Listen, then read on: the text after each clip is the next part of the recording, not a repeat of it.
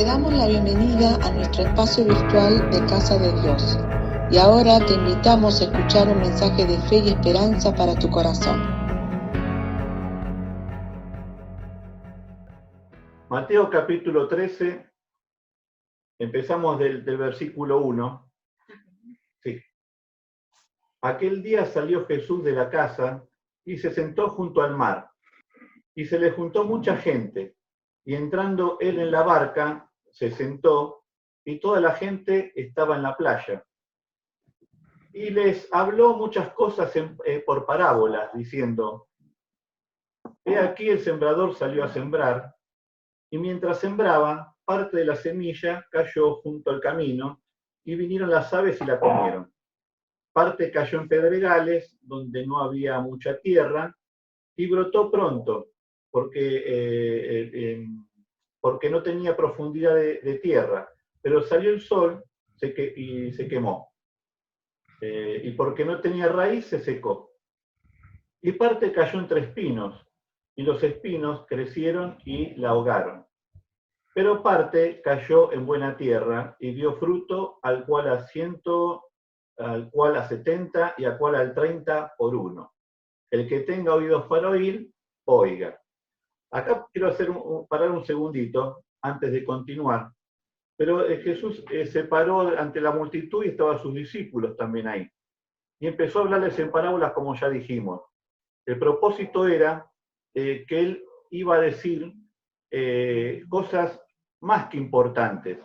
Iba a empezar a revelar algo que se llama los misterios del reino, ¿sí? Acá no estamos hablando de la predicación del evangelio en sí, sino algo más profundo todavía, ¿sí? La predicación del evangelio es para toda la multitud que estaba ahí, junto con sus discípulos, para todas las personas que estaban ahí, era abierto a todos. Pero específicamente, lo que Jesús empezaba a decir a través de lo que quería enseñar, a través de estas parábolas, no era cómo es la expresión del evangelio, las buenas nuevas de salvación y todo eso, sino que lo que iba a decir es un misterio, algo que realmente está para que lo entiendan pocas personas. Eso ya empieza a resultar interesante, pero tiene una salvedad, tiene algo que no es tan fácil de acceder. Por eso, ahora vamos a terminar de desarrollar esta parábola, porque Jesús la termina explicando, ¿sí? Pero lo que quiero apuntar en esta tarde es que mientras hablamos, muchas cosas, que es parte del propósito de la parábola, parecen sencillas de entender, parecen lógicas, parece que uno las capta al vuelo en el momento, que pasa ahí, tú ya está, la entendí, esta la sé. Y Jesús advierte de esto, porque aparentemente el propósito o lo central de la enseñanza no iba a ser para cualquiera, sino para unos pocos. Primero, por supuesto, tenemos que ver la parte más accesible, la enseñanza más pura de la parábola, y después, si nos da el tiempo, porque pienso dividirlo, hacer una primera parte hoy y el sábado que viene una segunda parte, si Dios quiere. Vamos a ver la parte más entendible, la más accesible, la más racional, por decirlo de una manera, y después tratar de llegar a una verdad profunda. Los voy a animar a ver si nos animamos entre todos a profundizar un poquito más. Ustedes saben siempre que apunto, el propósito mío es no solo la enseñanza común que todos escuchamos, sino tratar de obtener un poquito de crecimiento más. Ese por lo menos siempre es mi desafío ante una enseñanza. Entonces, continuamos leyendo el versículo 10, ¿sí? Entonces, acercándose los discípulos le dijeron: ¿por qué les hablas en parábolas a la gente? Y él respondió: porque a vosotros os es dado saber los misterios del reino de los cielos, ¿sí? No te acerca la palabra los misterios, mas a ellos no les es dado, ¿sí? Porque a cualquiera que tiene se le dará y tendrá más, pero al que no tiene, aún lo que tiene le será quitado. Por eso les hablo en parábolas, porque viendo no ven y oyendo no oyen ni entienden. Fíjense que él habla de lo que no es para todos es los misterios del reino. Quiero que quede aclarado eso. Lo que es con respecto a la salvación, a las buenas nuevas de Dios y todo lo que sabemos como el Evangelio puro, era abierto para todos y Jesús se presentó delante de ellos como el Salvador. ¿Sí? Yo soy el camino, la verdad y la vida. En eso no hay duda de nada. Me están escuchando, ¿no? Porque me apareció un cartel que se me desconectó. Sí. Un ratito se desconectó, sí, un poquito. Bueno, entonces lo que se refiere al Evangelio, Jesús se presentó directamente. Yo soy el camino y la verdad y la vida, y lo hablaba abiertamente a todos. Ahora, con respecto al misterio del reino, era otra cosa diferente. Y lo reservó para unos pocos. Por un lado, la palabra de Dios avisa esto, porque dice aquel que más se le dio, más se le va a reclamar. Entonces, como los discípulos eran cercanos a Jesús y ellos luego después siguieron con este evangelio, Él les dio estos secretos para prepararlos mejor todavía. Pero por eso no fue abierto a todos, esto que vamos a decir, o que vamos a aprender esta tarde para algunos. Entonces, por eso Él dice que a algunos se les va a dar y a otros no, se les va a negar. ¿Sí? Seguimos leyendo. Dice, el versículo 14. De manera que se cumple en ellos la profecía de Isaías, que dijo, de oído oiréis y no entenderéis, y viendo veréis y no percibiréis. Porque el corazón de este pueblo se ha engrosado, y con los oídos oyen pesadamente, y han cerrado sus ojos, para que no vean con los ojos, y oigan con los oídos, y con el corazón entiendan, y se conviertan, y yo los sane. Acá está hablando Jesús de las profecías previas, ¿sí?, al nacimiento de él, que decían que cuando iban a venir el Salvador que tanto los judíos esperaban, el Mesías que tanto esperaban, no le iban a creer. Es decir, lo esperaban, y cuando vino no le creyeron. Y acá dice, los ojos quedaron cegados, el entendimiento también, y bueno, todo eso se cumplió en Jesús. El 16. Pero bienaventurados vuestros ojos porque ven y vuestros oídos porque oyen. Porque de cierto os digo que muchos profetas y justos desearon ver lo que veis y no lo vieron, y oír lo que oís y no lo oyeron.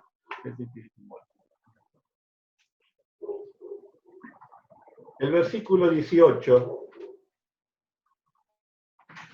en adelante empieza a explicar Jesús lo que quiso decir con la parábola que dio anteriormente. Y dice, oíd pues vosotros las parábolas del sembrador. Acá es cuando empieza a revelar en secreto, ¿sí?, a esos pocos, a esos más allegados, no solamente estaban los 12, había un grupito más grande de gente. Dice, versículo 19, cuando alguno oye la palabra del reino y no la entiende, viene el malo y arrebata lo que fue sembrado en su corazón. Este es el que fue sembrado junto al camino. ¿Sí? ¿Se entiende perfecto? Fue sembrado, vino el malo, ¿sí? Vino la persona, ahí podemos interpretar el malo como el adversario, aquel que quiere impedir la obra de Dios, el crecimiento de Dios, el corazón de la persona, puede ser de manera totalmente diferente, esto es fácilmente entendible. Dice, y este fue el que fue sembrado junto al camino. El versículo 20 dice, y el que fue sembrado en pedregales, este es el que oye la palabra y al momento la recibe con gozo, pero no tiene raíz en sí, sino que es de corta duración, pues al venir la aflicción o la persecución por causa de la palabra, luego tropieza. Acá también es de alguna manera fácilmente entendible, se puede razonar inclusive que es lógico, que la palabra a veces cae en ciertos corazones que la reciben con gozo, porque la palabra de Dios, como bien se define ella misma, son buenas nuevas. ¿Y a quién no le gusta recibir buenas nuevas? La palabra evangelio viene de esa raíz, evangelión era, si mal no recuerdo, que significan nada más y nada menos que buenas nuevas. ¿Buenas nuevas sobre qué? Sobre las malas viejas. Alguien está en una situación determinada, alguien te presenta el evangelio, y ese evangelio que uno presenta tiene que ser totalmente en contraste a lo que la persona viene viviendo. Por eso son buenas y nuevas. Entonces, pero aparentemente, luego de recibirla con gozo, las distintas aflicciones que uno encuentra en este mundo, en este caso hasta nombra la persecución. Ustedes saben que hoy en día la persecución de cristianos existe, ¿no? Que no fue de tiempos pasados, de tiempos ancestrales. Hoy en día mueren constantemente miles de cristianos dando su vida por causa del Evangelio. Por supuesto no es noticia, esto no lo van a ver ningún, como se dice, en la televisión, no van a escuchar en la radio, en un diario, pero basta con googlear un poco y buscar un poquito de información internacional, de esa que suele haber por ahí, y vas a chocar con una realidad que realmente es muy fuerte. ¿Sí? Bueno, continuamos leyendo. El versículo 22 dice: el que fue sembrado entre espinos, ahí explica el que fue sembrado entre espinos. Dice: este es el que oye la palabra, pero el afán de este siglo y el engaño de las riquezas ahogan la palabra y se hace infructuosa. El que fue sembrado entre espinos también es fácilmente, una vez que lo explica Jesús, por supuesto, ya no quedan dudas. Él está diciendo realmente que el afán, la ansiedad, ¿sí? Uno tiene normalmente... ustedes saben que la ansiedad es realmente miedo al futuro, ¿sí? La depresión es miedo al pasado, cosas no resueltas, y la ansiedad es miedo al futuro, a lo que va a venir. Entonces, y mucha gente hoy en día, la ansiedad es una enfermedad que está haciendo estragos en la vida de muchas personas, ¿sí? Entonces, el afán, la ansiedad, el engaño de las riquezas, inclusive, terminan ahogando esa palabra, lo distrae, lo desenfoca, la desenfoca a la persona y termina apagando ese crecimiento de la palabra de Dios. Las buenas nuevas empiezan a ser olvidadas, la persona empieza a perder la esperanza, se empieza a distraer, se desvía y termina muriendo. El versículo 23. Mas el que fue sembrado en buena tierra, este es el que oye y entiende la palabra, ¿sí? Y da fruto y produce a 100, a 70 y a 30 por uno.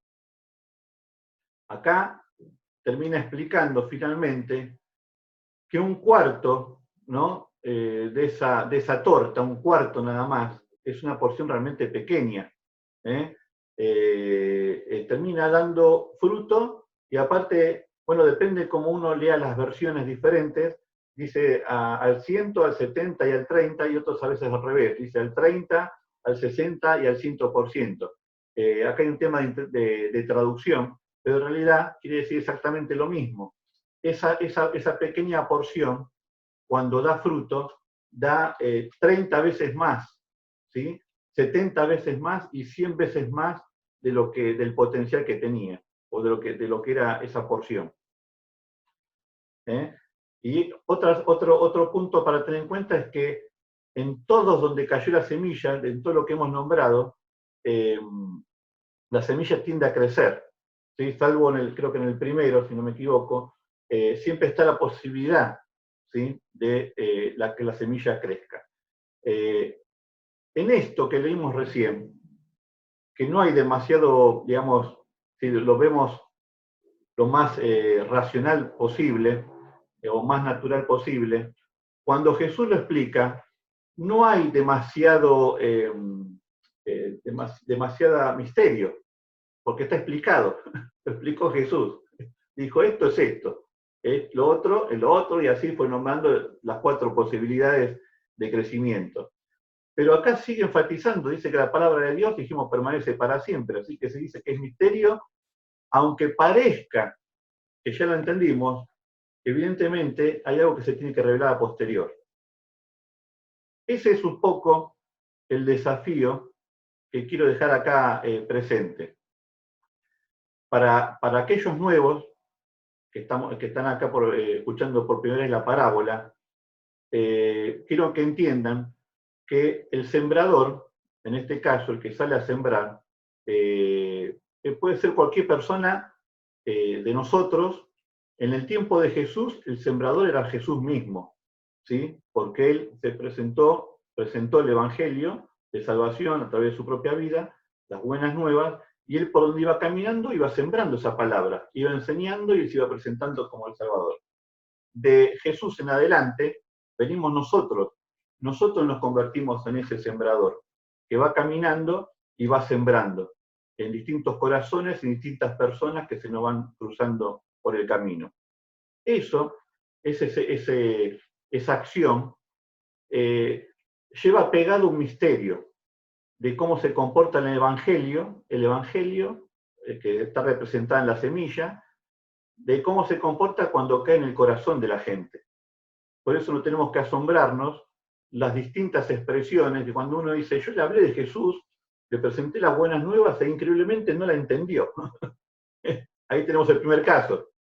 Y no la entendió y yo se la expliqué, pero re sencillo. De hecho, el Evangelio de Salvación, en la esencia del Evangelio, dice que hasta los niños pueden entenderlo. Y sin embargo hay gente que no puede entenderlo. Y así con los diferentes casos, aquellos que la reciben con gozo, alguien que está enfermo, uno ora y le dice, Dios, Jesús te puede sanar, y uno ora con la persona, y la persona se sana y de repente con gozo la recibe la palabra y está ahí, qué sé yo, y después las peripecias de la vida y todo lo demás empieza a trabajar y va pagando de a poquito lo que en un momento había encendido. Para empezar, quiero dar 4 pautas muy chiquititas, que son casi comentarios en realidad, antes de decir, antes de profundizar con la parábola que acabamos de leer. Una parábola, la parábola que acabamos de leer recién, es una parábola que está mostrando, dijimos, un misterio del reino de Dios, ¿sí? Y el movimiento, aparte del misterio, estamos viendo el movimiento que tiene esa semilla, ¿sí? Circunstancialmente, y que aparentemente, como vamos a ver un poquito más adelante, nadie va a poder excusarse, porque la semilla cae en todos los lugares que corresponden, ¿sí? Los misterios del reino son por revelación. Eso es algo que ya adelanté también. Por revelación. El pueblo, imagínense en esta circunstancia, cuando Jesús comienza a hablar esta parábola, le estaba hablando a gente que milenialmente venía y entiende el oficio del sembrador. Lo que decía Jesús era moneda corriente. ¿Quién no sabía en esa época lo que hacía el sembrador, lo que tenía que hacer, cómo era el trabajo que tenía que hacer, lo que pasa con la semilla y todo lo demás? No estaba diciendo aparentemente nada nuevo. Hasta yo creo que más de uno estaría asombrado. ¿Qué está diciendo Jesús? Algo que ya lo vivimos a diario, miramos así, lo vemos. De hecho, él se basaba siempre normalmente en cosas que veía. Así que era un oficio milenial. Por lo tanto, tenemos que entender que para descubrir este misterio, y cuando hablamos de estos misterios de la semilla y de la parábola esta del sembrador, estamos hablando principalmente de procesos, ¿sí? No de la historia en sí misma, sino de empezar a entender que hay procesos que tienen que ver con tiempo y espera. Tiempo y espera. Tiempo, después se riega, la naturaleza hace su trabajo, se hace el trabajo sobre la tierra, se espera, ¿me entiendes? Y recién en la otra punta se revela el misterio. Por eso Jesús decía, yo la cuento ahora, pero no la van a entender. La digo ahora, digo el misterio ahora, se los explicó, pero después los discípulos, años después, entendieron. En principio hay una primera revelación, por supuesto, lo acabamos de leer recién, y Jesús le explicó, pero es una primera revelación que tenemos. Pero la verdadera revelación del misterio del reino, recuerden que siempre enfatizo el misterio del reino, no estoy hablando del Evangelio en sí, misterio del reino, viene con el tiempo, con la perseverancia del tiempo. ¿Sí?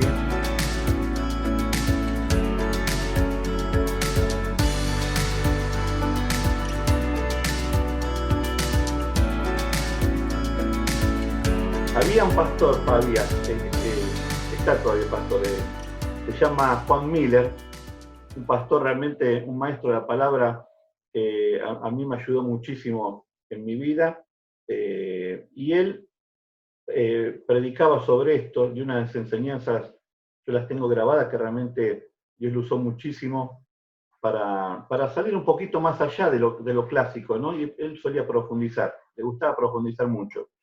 Y él explicó que para poder entender esto, el padre, Edward Miller, uno de los pioneros acá en Argentina predicando el Evangelio, que vino como misionero acá, dice que el padre lo llevó a este pastor, a Juan, lo llevó al campo y lo dejó ahí toda una temporada para que él mismo sembrara, preparara la tierra, sembrara y luego la cosechara. Si tuvo que trabajar todo como si fuera un sembrador más. Y después que terminó todo ese proceso, que fue largo, realmente lo mandó ahí él no sé qué edad tendría, pero lo mandó el padre a hacer eso. Y después que terminó, él termina diciendo, no solo aprendí más de lo que había leído como la parábola en sí misma, sino que me di cuenta que aprendí que había otras cosas que uno no toma en cuenta cuando uno lo está haciendo. ¿Sí? Entonces, por eso el padre lo había mandado y dice, bueno, vos sabés la teoría, sí, explícamela, se la explicó. Bueno, vos sabés perfecto, bueno, ahora andá y te mando a que lo haga. Y cuando volvió dijo, realmente entendía muy poco. Ahora que lo hice, que sembré, que tuve que esperar, que a veces me agarraba la cabeza por lo que tenía que pasar, y bueno, toda la descripción que hizo en aquel momento, él cerraba la conclusión de que detrás de todos estos simples relatos, cuando se vive, cuando se experimenta, cuando empieza ese proceso largo sobre la vida de la persona, finalmente después termina diciendo y concluyendo, realmente yo pensé que al principio sabía, pensé que al principio entendía, ahora entiendo a Dios, se revela ese misterio, pero después. Entonces, estas pequeñas pautas que voy dando son muy importantes. Yo recuerdo hace más de 30 años atrás, cuando escuché por primera vez el Salmo 23, Jehová mi pastor, nada me faltará, yo dije, qué hermosa palabra, porque Dios es mi pastor, Dios es el que me pastorea, el que no me hace faltar nada. ¿Sí? ¿Quién puede negar que ese versículo es hermoso y más aplicado a la vida de uno como cristiano? Jehová es mi pastor, nada me faltará. Hace 30 años atrás, cuando lo escuché por primera vez. Si hoy en día, después de 30 años, cuando yo digo Jehová mi pastor, nada me faltará, que aparte lo he escuchado y lo he predicado pero tantas veces y lo he escuchado predicar tantas veces, hoy en día lo hago con tanta carga vivencial que en esa primera vez que escuché, que yo pensé que entendía quién era mi pastor y que no me iba a hacer faltar nada, hoy en día me di cuenta realmente la misericordia de Dios cuando Él dice, yo soy tu pastor y nada te va a faltar.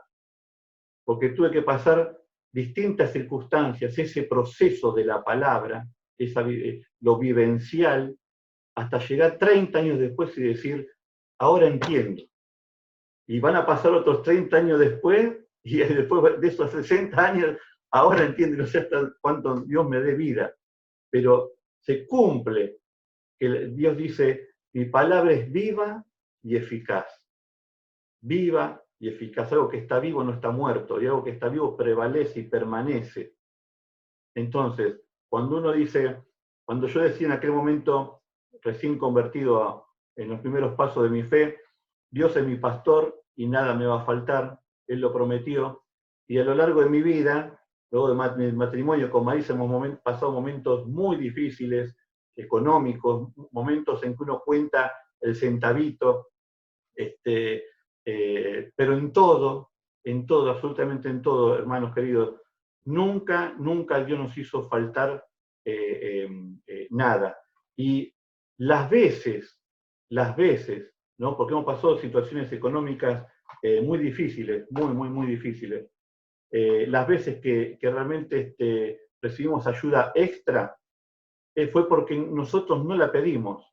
La gente se ha ofrecido voluntariamente y muchas veces sin saberlo. No sé si te acordás, yo me estoy acordando justo ahora, cuando estoy hablando con ustedes.